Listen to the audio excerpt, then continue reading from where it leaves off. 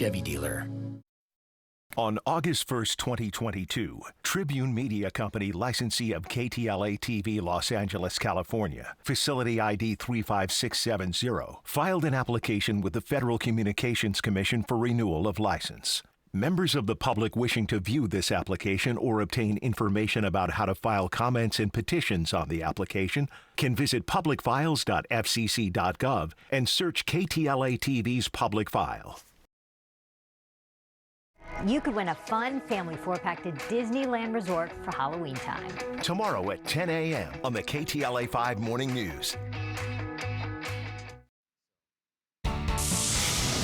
We are entitled to monitor the affairs of our government at all levels. Right now at 5, accountability for an unprecedented action. A federal judge signals he is willing to unseal some of the affidavit that led to the search and seizure of secret documents at former President Trump's Florida home. And that's just the start of Trump's legal troubles. Cracking down on criminal crowd chaos. Police warn of severe consequences after a manic mob ransacks a SoCal convenience store following a string of wild street takeovers. Why detectives need your help. It can be something that actually is a benefit for our health, for our safety. Keeping a precious LA sanctuary safe, the Parks Commission moves to permanently ban cars from cutting through a stretch of Griffith Park as a shortcut. What the closure means for commuters. He knew that this was the land of opportunity and dreams, and he said, I want to go to LA. Making the American dream a reality. KTLA's Kimberly Chang shares her very own Hollywood success story with us. The News at 5 starts right now.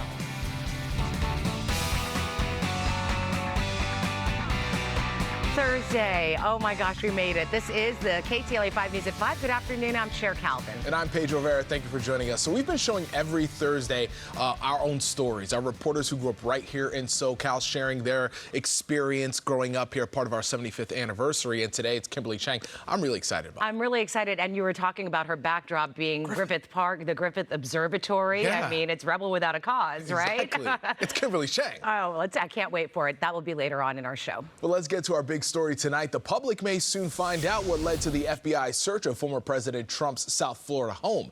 A federal judge has to told the government to propose redactions to a highly sensitive affidavit used to justify a search warrant. The judge said it was very important that the public have as much information as possible about the historic search. KTLA's Lauren Lister has this report.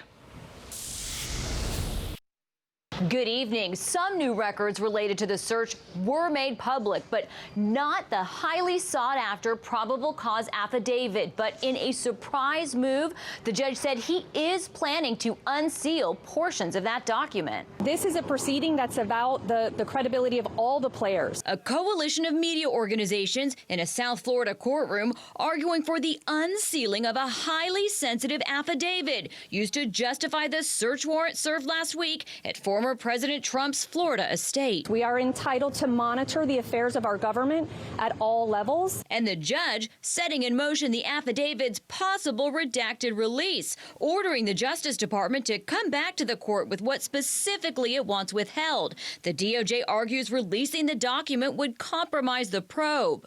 This is information that is typically revealed, if at all, at trial, not in the investigatory stage. The DOJ stating in part, if disclosed, the document would serve as a roadmap to the government's ongoing investigation. In court, also revealing this. It has a number of confidential informants and witnesses whose ongoing participation may be jeopardized by the disclosure. Media groups arguing the search of Mar-a-Lago is one of the nation's most significant law enforcement events in history, calling for transparency into the process in the public interest.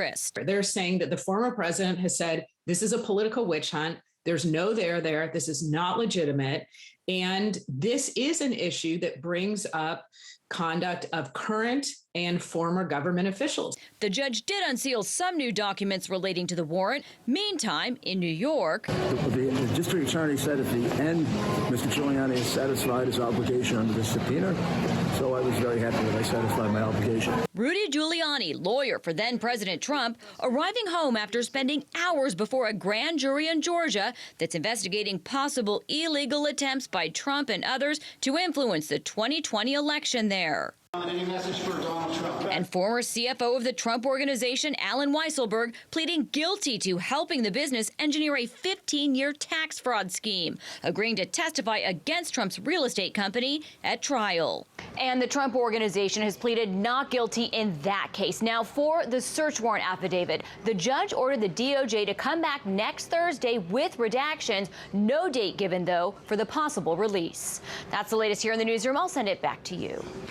This just in, an SUV loses control and goes flying right into a house, narrowly missing a man inside. The vehicle plowed through the bottom floor of this Huntington Beach house just after 12:15 this afternoon. The homeowner says that he was sitting in the room the SUV demolished. Now, amazingly, the man got up to use the restroom just moments before the impact. The driver was transported to the hospital, treated for his injuries. The cause of the crash is still under investigation.